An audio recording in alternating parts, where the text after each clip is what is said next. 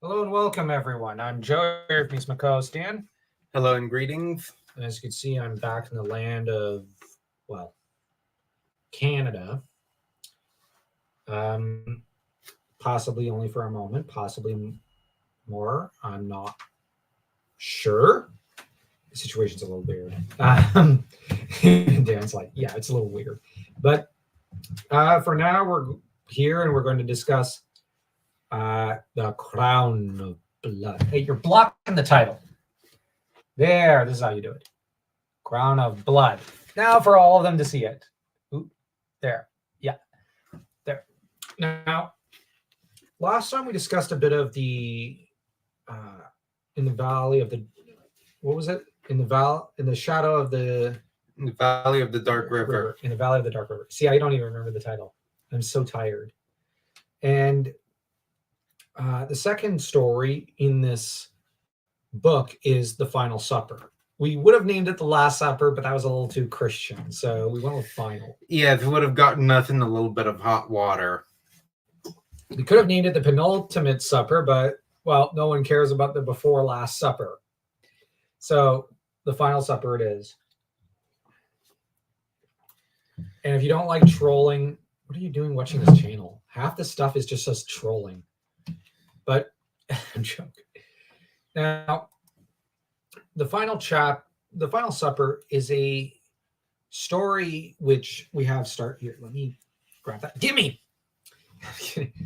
which we start with the quote, "For God's sake, let us sit upon the ground and tell sad stories of the death of kings." This is scene 2, act 3, Richard II. A great scene. And yes, we must discuss the death of kings here. As after the death of Mel Martin, we have Domhnall, who climbs the throne. He usurps it from Kettle, who was the rightful ruler.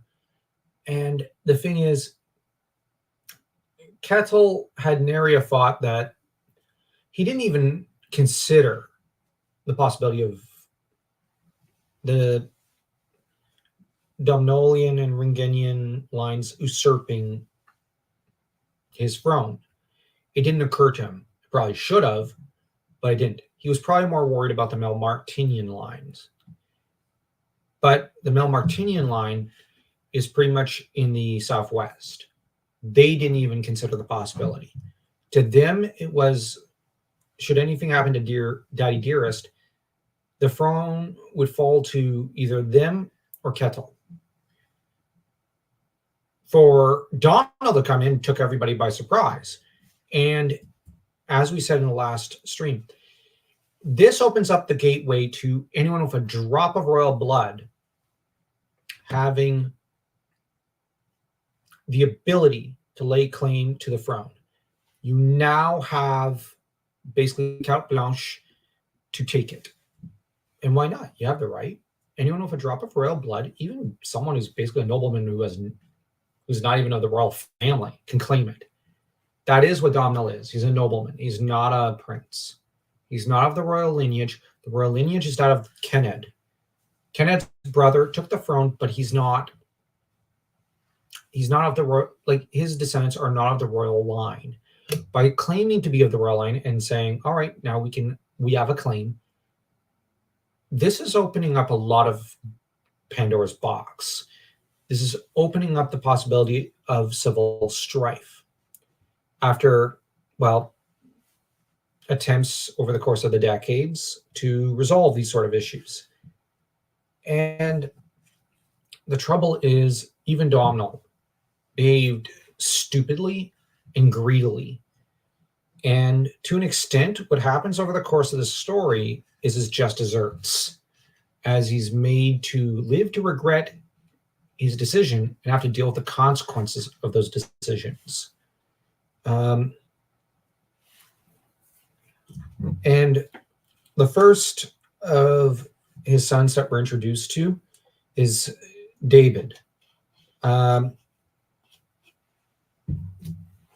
the thing is, David is the second to eldest of the legitimate sons of Domhnall. And he's a hothead. He's closest to Melios. Melios is the second son, but he's illegitimate. So you basically have two second sons of Domhnall, and the two of them might as well be twins, which is interesting because they're basically mirror images of each other and the same character. But it's convenient to have two different characters that are basically the same. And you have, of course, Nickel, who's the heir, and you have Rybert, who's probably the one who should be the heir. Rybert is the best of the sons of Domhnall.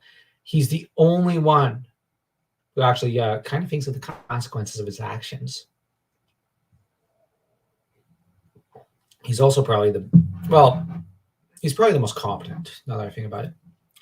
Arguably, he probably was the closest in competency to an extent to Patrick.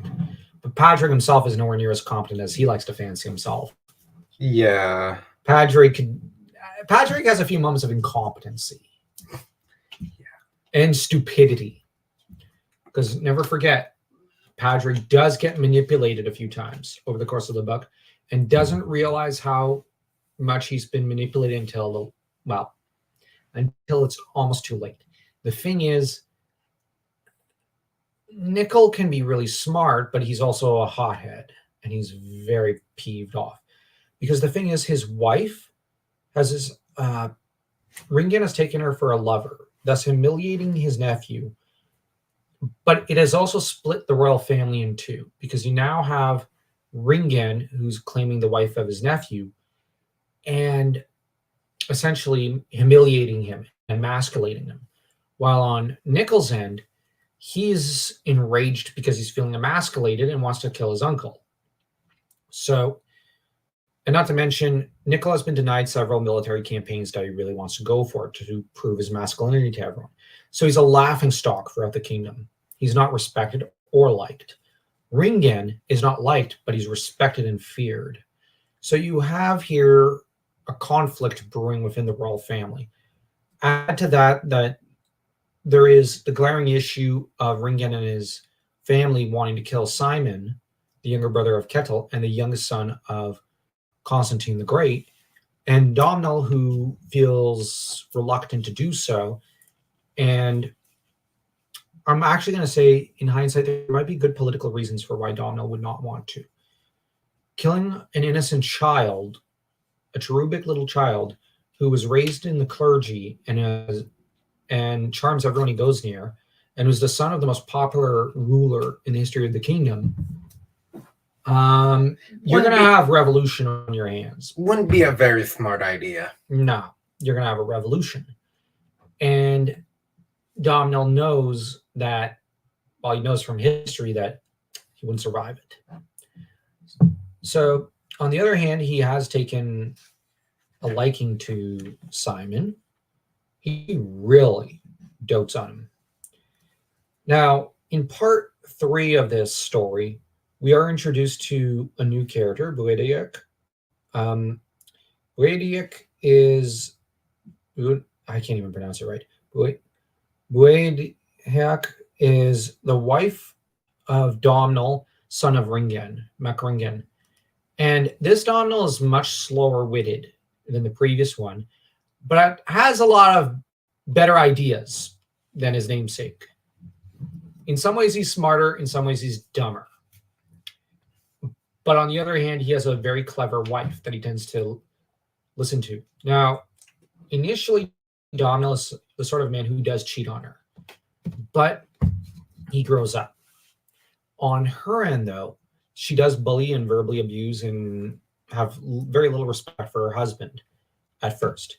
But the thing is, their intentions, basically, they're wedded to each other, and they do depend on each other. Now, the thing is, I think you kind of like this younger Domhnall a lot more. And his wife, I find, is pretty likable as a character. Because, yes, I like both Domhnalls. The older one has buyer's remorse. And as he stated, he should not have listened to Ringen. Yeah. Actually, that should be the tagline of every not chapter but story here. Never should have listened to Ringen. That's with every character remotely connected to him. Even Patrick, it's like never should have listened to Ringen. Dweeb, never should have listened to Ringen. I'm serious. And it's Ringen who, in some ways, wrecks Dweeb. And the fact that Domhnall the Younger essentially states, well, our father is kind of the he's kind of guilty here. He's a jerk. He's the guilty party. Our cousin is essentially in the right. Yeah, you have them. Shut up. Yeah, like he knows. But what he doesn't mention is that he slept with the same woman. It's kind of funny. It's like he doesn't mention that detail. He's smart enough to go, I'll keep a lid on that. Which just shows how much of a harlot she is. I am not going to say mother. Yeah. But the thing is, but that said, what's also interesting is that Padraig is married to I think, someone who's a granddaughter or great granddaughter of Helgi the Terrible, who in my world is basically Ivar the Boneless, except even more kind of psychotic and evil. So her name is Helga, and she's a descendant of the Dread of the North. But the funny thing is she's basically a housewife who's gentle and is the only one who can tame her, no offense to him, cantankerous husband. Oh, yeah. And her husband is, like he gets into some trouble. Well, he's a dick, so. Yeah, knife cold dick. Yeah. And what I love is the, where is it? I'm trying to find the line. Where is it?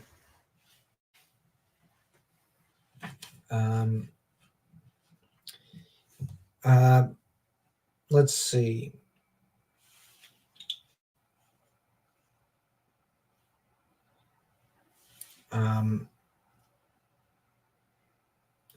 Oh, there was a mistake made in this edition. Oh well.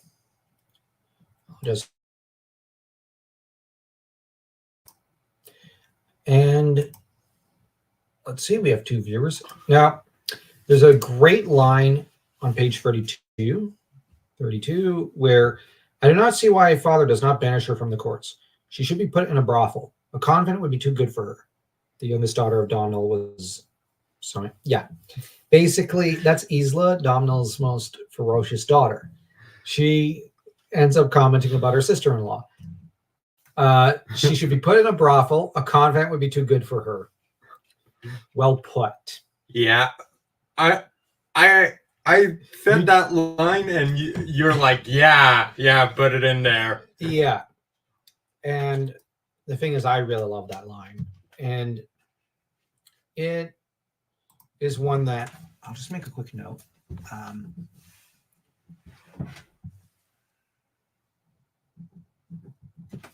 That's for me to just remember to do later. And yeah, it's one of those things where Isla is one of those characters who's really funny. Now, she appears in 1 or 2 of these short stories. Well, actually, she appears in 3, I think.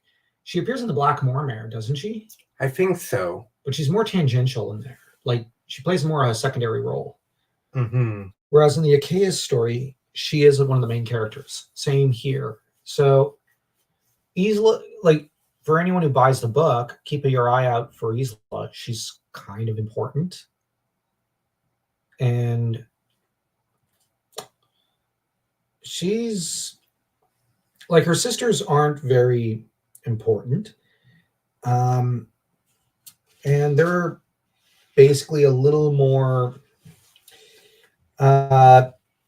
nice. Although one of them is married to the Moormare of Kull. If you're familiar with this channel, you'll know where we got the reference. Kull. And we decided to make it one of the principal islands in the Western Isles. Just a little nod to Robert E. Howard. That said, the Mormaer of Kull is Homer. Yes, that's a Scottish derivative of Homer. And Homer is a great bear of a man. He's probably one of the fiercest warriors in this book. Yeah. He's a loudmouth. He's obnoxious. But on the other hand, oh my gosh, later on, I told you we should have brought an ox-drawn cart. Okay, sorry, that's a line in a later story. It's like, I told you we should have taken the cart. And he's right, but it's like, yeah, you're right. Shut up. Shut up. And he keeps doing that. And you have everyone else like, shut up. No, it's almost like that Looney Tunes thing. Shut up. Where everyone's like, shut up or we'll run you through. And he keeps just saying, I told you so. Like, he's one of my favorite characters. And he's actually one of the more intelligent characters. But the trouble is, he does have to be right. But he's in love with, I believe, Fionn Gall. And the thing is, he's married to a daughter of Domhnall. And this is a major coup for the Domhnallian line. They managed to win the support of Homer, who betrayed Kettle. And the thing is, this is a big loss. And it also shows Homer is not above criticism. But on the other hand, Homer would prove to be the one who would, he's one of them that at the end of this story would, he does change sides when he finds out what Ringen did. At which point there's a blood feud between him and the Ringenian line. Mm-hmm. And he goes back to his original loyalties to Kettle. Yeah. Better late than never, I guess. So, yeah. You get a lot of women's chatter, actually, about Homer, which that's one writing decision which makes sense. And, of course, the next action horrifies the likes of Domhnall when he finds out two of his kids went on a raiding party to, murder Aina, the wife of Nichol's brother. The thing is, they murder the man because he was helping facilitate the affair between Ringen and her. So they decided to raid his lands, stealing cattle, and murder him. And this is something that in medieval Scotland is not something that can just, actually any place in history, any time in history, you can't really walk this one back. And you did securely close that door, right? Yeah, let me just... All right. And, yep. So, Aina and Dweeb decide to come and demand the head of the second sons of Domhnall, Melios and David. And Domhnall basically says, no, you're not going to have my sons' heads. And says, you're not to tell me what to do ever again. And they get pissy. But what are they going to do? And in the meantime, Domhnall was relaxing, listening to his centaur poet, and who is teaching Simon, the son of Constantine, how to sing. Simon is a major poet and singer later, and he does prove to be a major character. Internet's getting all screwy. Mhm. He does prove to be a major character. He's also a, well, there's a lot to be said about Simon. And you have, of course, the motivation of Domhnall, which was kind of my idea. And this is where the sons of Domhnall are reprimanded by Domhnall, and Domhnall tries to plead with them. And this is where we get a very interesting scene in part 4 of this story, where Domhnall explains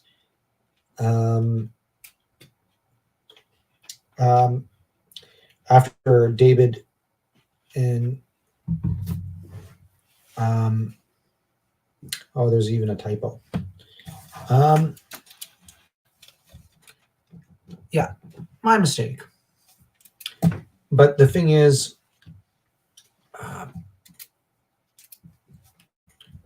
I'll just make an added note. I'm not at all ashamed. This is the only error really in the book. The other one was a formatting issue. But to properly space two things, I think that was actually in hindsight probably drafted digital, which just stuck two very separate paragraphs together when they really shouldn't. Yeah, maybe. Drafted digital's formatting can get screwy sometimes. Sometimes it's good, sometimes it's not. Mm-hmm. But the thing is, you have Domhnall who tries to beg his sons to understand because he left Ringen as a child in Bardrock, where apparently Ringen was abused by the local Mormaer. And this was when Domhnall was a young man and went to fight for King Constantine. And Domhnall admits that he's dealt with guilt ever since, and that he had the feeling that he had abandoned Ringen that day. And explains he was gentle, flighty, and sang and laughed. He was much more like Simon than Simon is now. I was forced to leave him. He was unhappy, and the Mormaer, well, he was not a good man. I owe Ringen. I cannot abandon him. I love him. And were I to forsake him, it would also mean forsaking your cousins, whom he left in my care years ago in turn. You do remember that, do you not? Now, the thing is, he was the foster father of all of his nephews. So Domhnall basically raised his nephews. And the thing is, basically, it puts him in a very emotionally compromising situation. Yeah, because he's caught between essentially what are his foster sons and his biological sons. And on top of that, he left his brother with a man who abused his brother. And so this leaves Domhnall a very conflicted figure. On the one hand, he knows Ringen is driving the kingdom to destruction. He's basically Scar from Lion King. On the other hand, Domhnall also has his nephews to think of. He's in a very, very compromised position. He is remarkably screwed no matter what he does. And this is something that I think adds to the character, that he's this trapped. Now,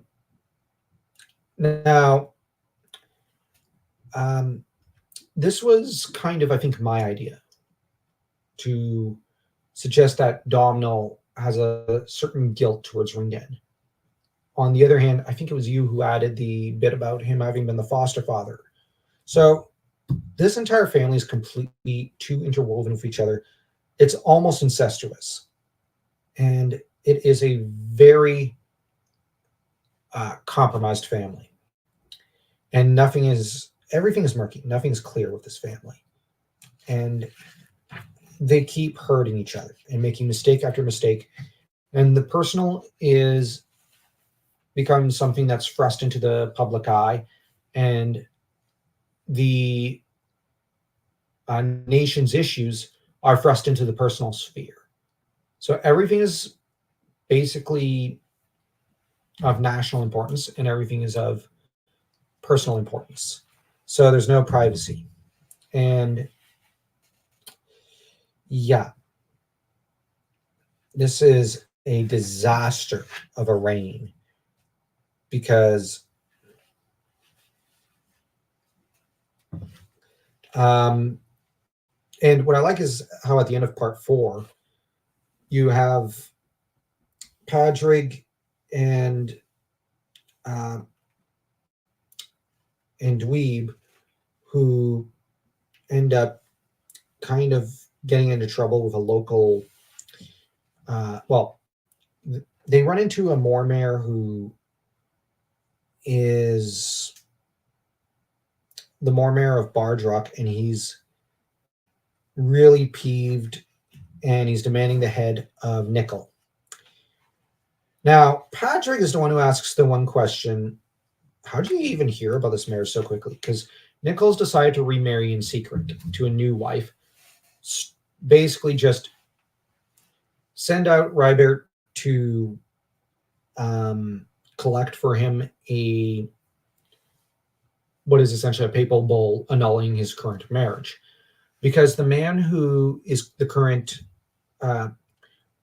Archdruid of Rona, which is not, do not think of it as Rome, it's simply the Isle of Iona. But in this case, he's the head of pretty much the Khalid branch of the faith. So he has some power of annulment in this era.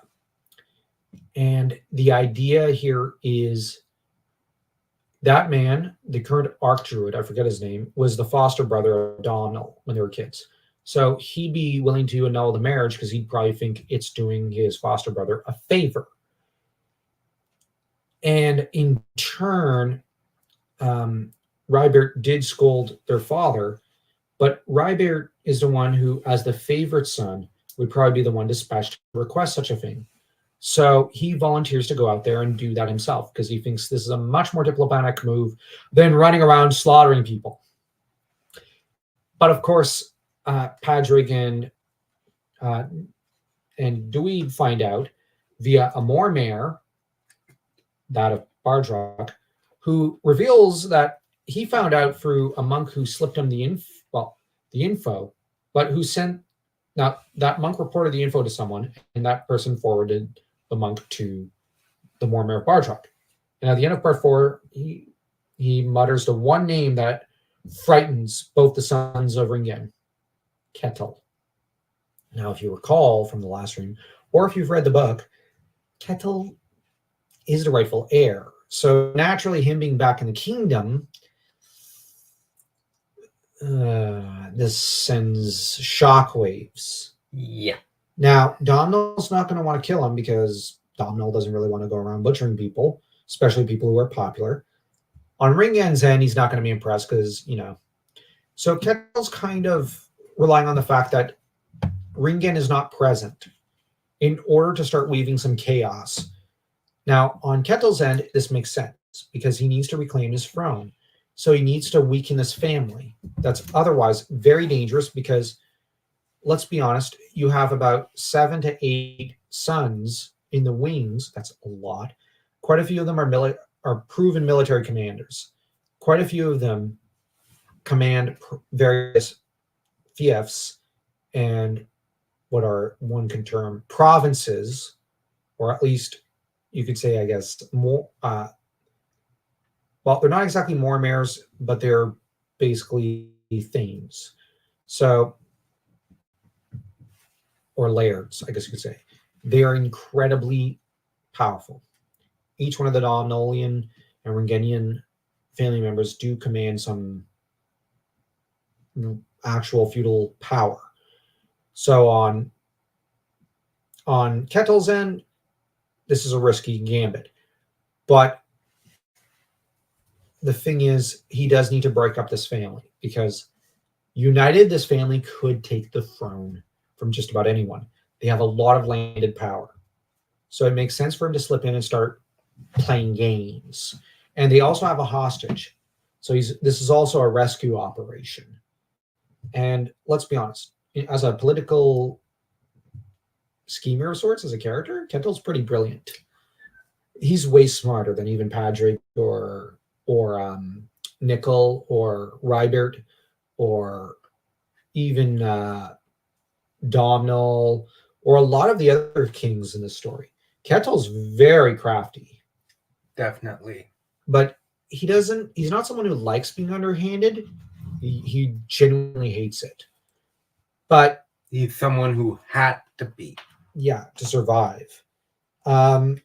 It's part 5 when we see the final supper. And we have David and Demelios who immediately decide the new marriage is binding. And of course, you have infighting between the two branches of the family. And you have, of course, Aina, who's not impressed. And you have in part 5, oh yeah, we have the reveal about the Isle of Logis Stay, where Isla's been sent to, where Adis, Melios' wife, commands. It's actually a small islet off the coast of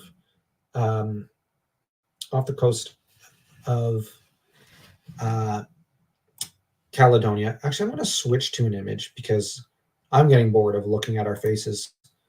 Let me see if I can't do one thing. Which is essentially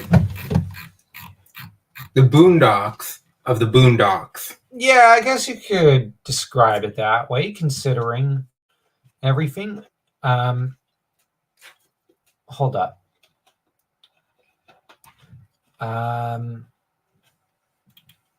Wait. I must be at the top. I'm looking for the JPEG and oh,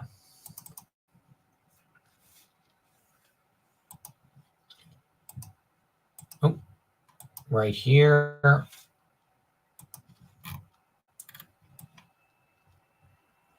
Yeah.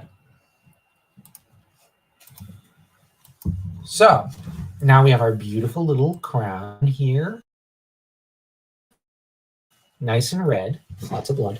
And yeah, Logis Stay is probably, well, I know it's really small, but I'd say it's pretty important because you can launch attacks and pirate raids from to anywhere from there. Yeah. Which is why, and the trouble is, what also I think hardens Kettle against Domhnall's, because Domhnall married his son Melios to Adis. So Kettle's kind of peeved because, well, he liked Adis. So, yeah, Domhnall has done everything in his power, whether he realizes it or not, to completely anger and turn Kettle against him, and for there to be a blood feud. And the trouble with Domhnall is how incredibly stupid he is. He thinks a nice little supper dinner and maybe saying, how about we say sorry, we'll solve this. No, in my opinion, this is a matter of there will be blood. There must be blood because Domhnall's done too much to wreck what peace there could be with Kettle. And yes, he saved Simon, but Domhnall did kind of go out of his way to screw over Kettle. So this entire final supper was going to end in disaster no matter what. It's just simply a matter of who will do what. And the thing is, Domhnall does do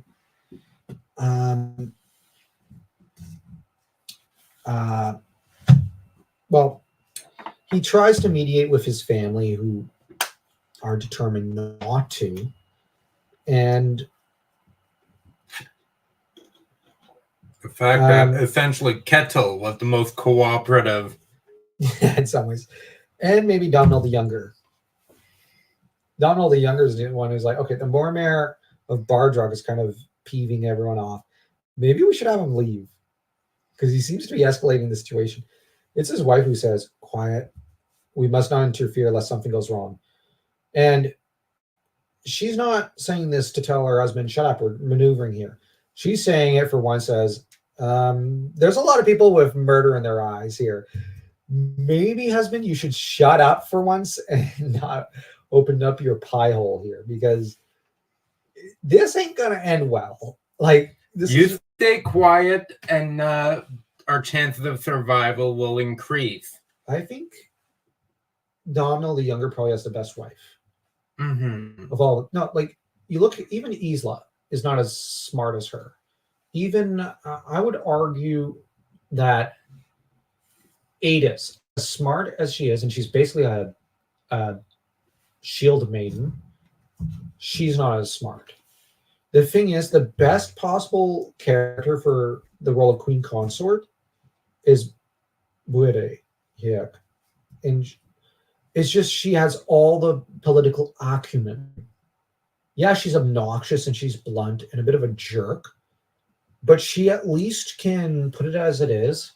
She tends to try to help guide her husband, and she's the one who, when people like Dweeb or Padrig or Ringen or Aina or whoever it is get murderous, she's the one who says, "Okay, let's shut up. Let's clear the room. We're getting out of here." She's the one with the survival instincts. Domhnall the younger does not exactly have good survival instincts, Dan. No. He tends to open his mouth. He reminds me in some ways of Oolong, just with how dumb he can be sometimes. And, well, okay, maybe Oolong's a little smarter. Sometimes he's like Ranma. No, it's like, shut up. But it's his wife who tends. Shut up. Yeah, it's like, come on. Dude, yeah.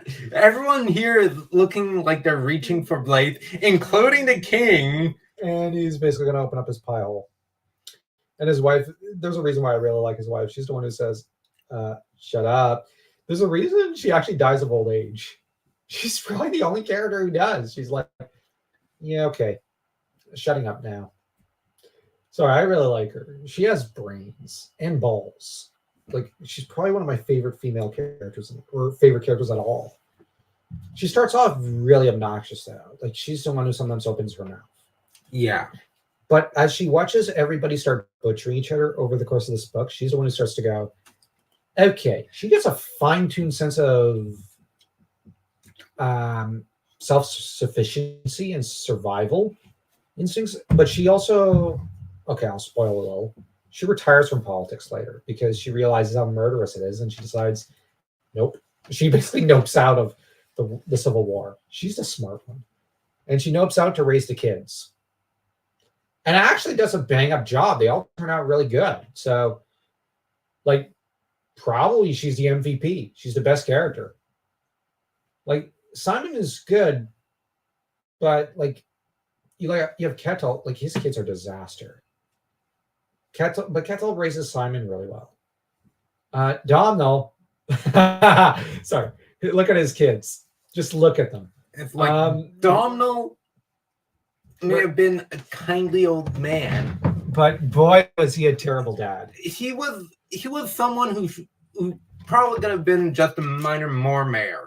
Yeah. And he would have been better off there and would not have caused as much drama. But remember, there is no minor Mormare. All the Mormares are dukes.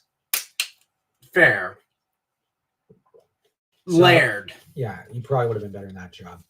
Ironically, there's one character in this book who initially is like, being just a minor laird is the life. Like, you don't have as many responsibilities. You only have a small territory.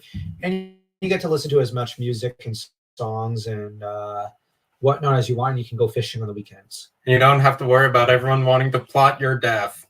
Amleb. But the problem with Amleb is that, he gets pulled into the Civil War because everyone's like, well, you're the nicest guy, like, and you're the only one with a brain. You'd be perfect for the throne. He's basically dragged onto the throne, kicking and screaming.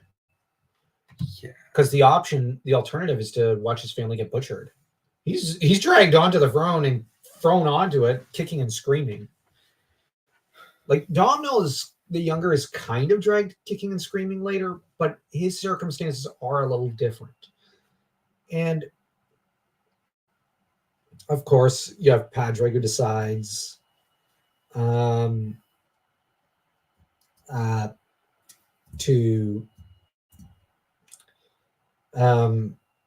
yeah, Patrick starts a fight, and this leads to a bloody brawl, and the results of which are going to resonate across several stories. This causes a power vacuum and an emotional and spiritual vacuum within the Macdonaldian and Meringanian line. Now, for one thing, on Isla's end, it causes her to swear a blood feud, and her children are going to carry forth the feud. Even her husband and her brother-in-law will carry forth the feud against the Macdonaldian, well, not the Macdonaldian, the Meringanian line. So the Meringanian line is going to end up really screwed because there's a lot of enemies made. On the other hand, this later, like, you just have a lot of feuds that develop in this chapter, or I should say story. And here it is. Donald nearly resolved a lot of the issues, but Patrick's temper got the better of him. Yeah, although to an extent, it is Kettle was waiting for an opportunity, but we'll leave it to your readers to decide if there was sincerity there or not. And of course, oh yeah, there was formatting problems on Drafted Digital's end. There's another paragraph they welded together that shouldn't have been welded together. I'm just noticing this detail now. I did check before, and I thought I had resolved it, but it must have remained. I don't know why. Anyways, the trouble is, while those of Domhnall's line or Ringen's line are fighting pretty much to the death, you have Kettle and Simon who escape. And they actually have one of the nicest moments in this entire book. As we see, I'm going to be honest, in some ways, Domhnall and Ringen's kids are not family. And Domhnall and Ringen in some ways aren't family. That entire branch of the family is just completely, no offense, Dan, they're dysfunctional. That's not a family. All it took was one woman. I would argue no. No, if she wasn't around, there still would have been a feud. Ringen would have found a way. True. And let's also bear in mind the tempers of this family. Yeah, they're just one piece of drama away from just shedding blood. As much as they could destroy anyone that was set before them, they, on the other hand, destroyed themselves. And the trouble is, no matter who would have won, they would have been the loser because half the family was destroyed and the other half would have half the kingdom declaring blood feuds. Now, on the other hand, both lineages will survive to kill and slaughter another day, but it's just a matter of how many of which lineage survive. And add to that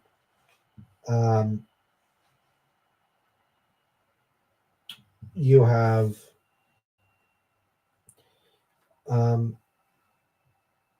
like, I really like the Simon and Kettle moment. Now the thing is, Simon does complain about how families should not be killing each other like that, and this is where we're really setting the groundwork for Simon as a character, for what he believes in. To him, family does not kill or fight like that, and this is going to remain with him his entire life. You got to bear in mind, he was raised in a monastery with his elderly father. Like, no offense, but he probably had the most stable childhood at first. But then he was taken from the monastery and dragged into the Civil War as a hostage. When originally, Dan, he was pretty much being groomed to be a monk. and he probably would have gone into that life happily. The trouble is, Ringen and Domhnall were determined to deny him that life. Now, Domhnall captured him, but also kind of did it to spare him from Ringen, because Ringen was determined to kill him. Because even if they didn't take him hostage, Ringen would have killed him. So Domhnall kind of had to. On the other hand, Kettle did not like him being taken hostage as well, because Domhnall did use him as leverage against Kettle. Because at the end of the day, even Simon was not blind to Domhnall's actions. Well, sort of, yeah. But he also kind of looked on Domhnall almost like a grandfatherly figure. He's like a sweet old man. Yeah, and Domhnall took Simon's education very seriously. The thing about Simon is I'm going to argue that probably within days of being captured, he charmed the boots off Domhnall, who decided to basically raise him almost like a grandson. And we also got to bear in mind, Domhnall did admire and revere King Constantine II. So there's a bond there. And so this is Constantine's son, the youngest and in some ways the last of them. And Kettle has a Nordic name. Simon has a Celtic name or a Caledonian name. So there's also a closer bond to someone who is a Caled. So there's a lot of details and nuance about this bond. On Kettle's end, he promises. Now, Simon does, like I said, he values family above everything else. And Kettle tells him, Domhnall was a king. Of course, there are going to be feuds within the family. It is the way of things. But Simon then tries to, well, he's a child. He's like Mokuba of Kettle's Kaiba, and basically says, but it'll be different when you're a high king. Right? And Kettle basically tells him, yeah, exactly. We are different, and we'll never be separated again, baby brother. Never again. And it's at this point at the end of the story we reveal where Kettle was hiding for a good chunk of the story. The other characters didn't know where he was. He was supposed to be in Brittia negotiating. He was with the dwarves. And no one knew. And and he also secured, it seems like he secured his own safe passage to Logaste, but through Adis and Adis's husband. And Melios, I think Kettle kind of negotiated his own hostage situation. But let us be honest. Given Melios and what Kettle knows about him, Melios would be willing to kill Kettle to guarantee Domhnall's claim to the throne. Melios had a ruthless side. I think Kettle also went into, I'm actually going to say I'm not the writer of this story, but I'd argue Kettle probably went in to kill Melios. Because Melios was a problem that could have been antagonistic towards Kettle. And Simon. David, he could have negotiated with. Yeah, I guess that's the difference between David and Melios. So really, Kettle went in to kill two people, Domhnall and Melios. Once those two are cleared up, he can basically marry the woman of his dreams and basically secure for himself Logaste. And the reason he needs to secure this island is because he needs it as a safe harbor and a place to flee to when it, like, should his military campaigns fail, should his attempts to take the crown fail, he'll have at least one place that no one else can reach, that he can reach. So it's basically a fortress. It's an island fort. And the thing is, once he's got it secured, what can they do? Like, no one can touch him. He's basically, he's untouchable. What are you going to do? So, and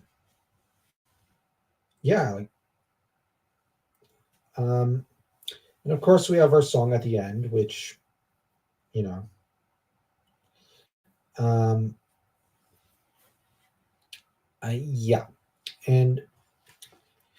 of all the sons of Domhnall, which one is your favorite? I like Rybert. Yeah, Rybert's really, really good. As much as I like Nicol, because he was the one you focused on the most in the story. And an aspect of the story relied a lot more on him because Yeah. But that was pretty much like, yeah, it was bound to happen that his family turns on each other. But his situation is pretty much what set the dominoes in action. yeah, But Rybert is probably the he would have been made the best monarch of all of them. yeah, and because the problem is But that he was the youngest. yeah, because Nickel could have been good, but But he he's- was in a very emotional situation. Yeah, he was in an emotional state. Although, I'm just thinking, arguably, on the other hand, I don't know if he had the proper instincts for kingship. Mhm. He has similar flaws to Patrick, and I don't think Patrick had the best instincts for kingship. Yeah, and it's like David and Melios. Yeah, no. Then that'd be like that'd basically be. I'm actually going to argue those two had a lot more in common with Ringen. Those two were Ringen Junior and Junior in some ways. They were disasters. Main difference is they actually had family loyalty. That's very true. They were loyal to Nickel. They understood they were the second sons, and as such, they must support the eldest. Rybert was willing to support his brothers, but he was the most mild.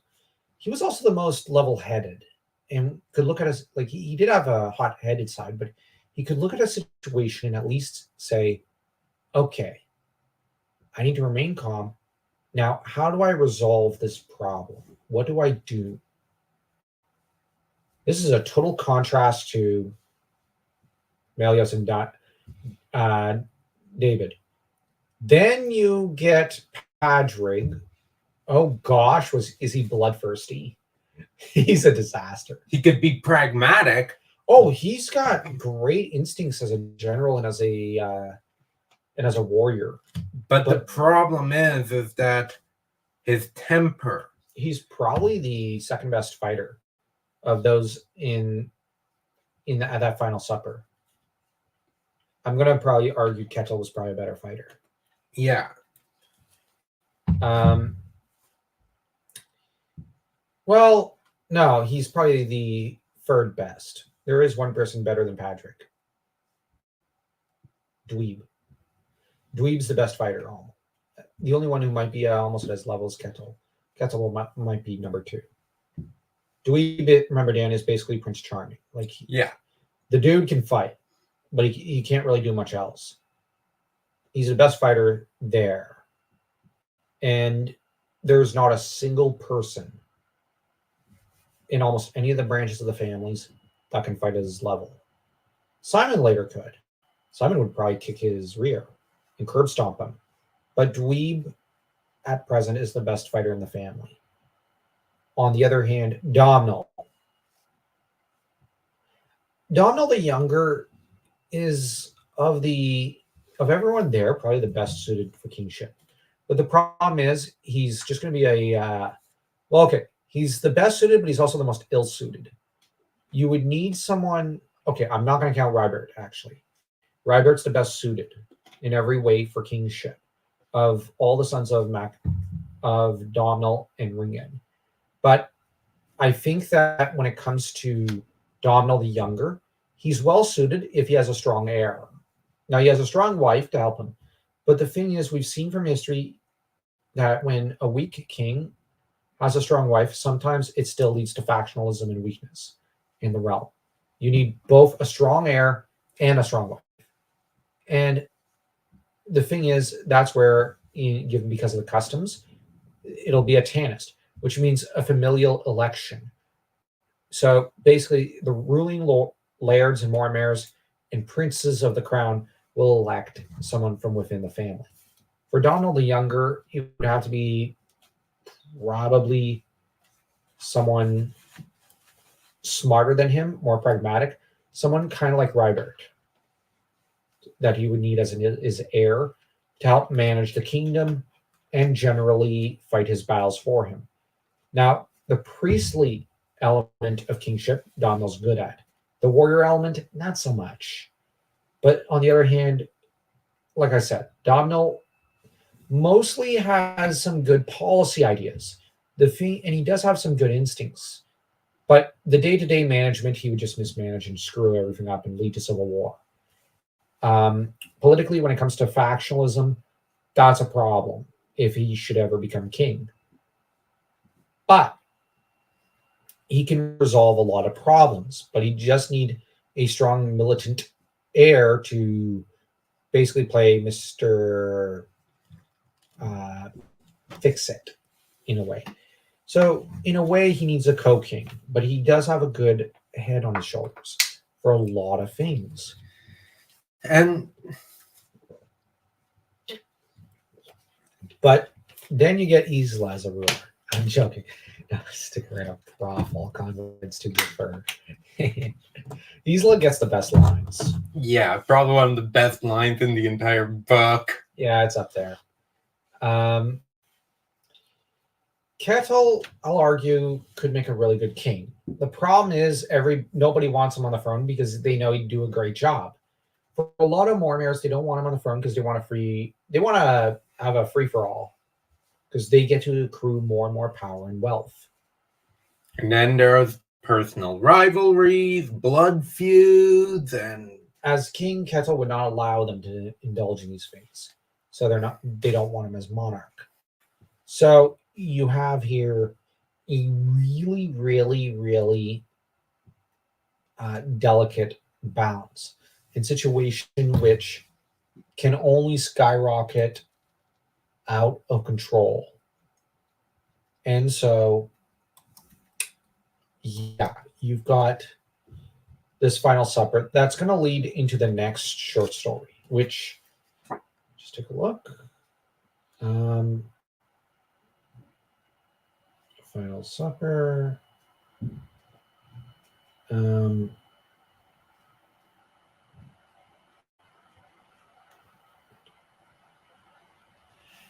Let's see.